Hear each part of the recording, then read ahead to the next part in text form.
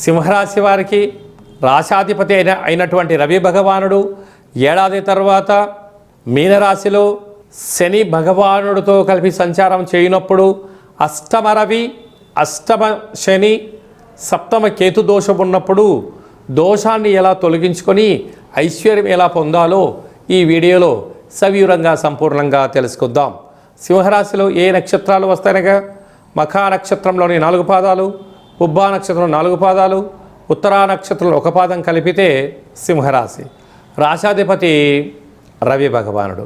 వీరికి రాశిలోనే కేతు సంచార స్థితి ఉండడం వల్ల వృత్తులలో, ఉద్యోగాలలో, వ్యాపారాలలో, సేవారంగ కార్యక్రమాల్లో ప్రతి దాంట్లో కూడా వీళ్ళు పబ్లిసిటీ కోరుకుంటూ ఉంటారు. ఎప్పుడు నన్ను పొగడాలని కోరుకుంటూ ఉంటారు. ఎప్పుడు జనబలం కలిగి ఉండాలని కోరుకుంటూ ఉంటారు.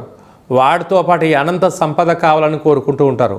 అవన్నీ కూడా ఈ శ్రీ పరాభావనామ సంవత్సరంలో మీకు అద్భుతమైన యోగకాలం అని చెప్పి కూడా గమనించాలి. సప్తమంలో రుణరోగ శత్రుకారకుడు కుజుడు, బుద్ధికారకుడు బుధుడు, వాస్తు నరదృష్టికారకుడు రాహు సంచారం చేసినప్పుడు, కుజదోషం ఉన్నప్పుడు తెలుగు సంవత్సరాదిలో చివరి ఆదివారము, ప్రారబ్ధ ఆదివారము, మంగళవారము అంటే చివరి మంగళవారము, ప్రారబ్ధ మంగళవారము, ఉప ఆవాస దీక్ష ఉండడము, వళ్ళీ దేవసేన సుబ్రహ్మణ్యేశ్వర స్వామి యొక్క స్మరణ, పుట్టలో పాలు పోయడం, పంచభూత శాంతి పూజ కార్యక్రమం చేసుకోవడం యోగదాయకం.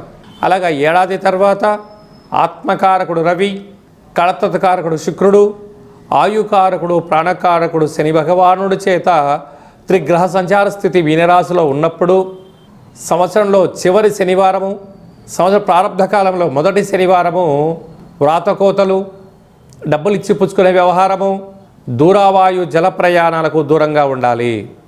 వివాదాలకు చాలా దూరంగా ఉండాలి.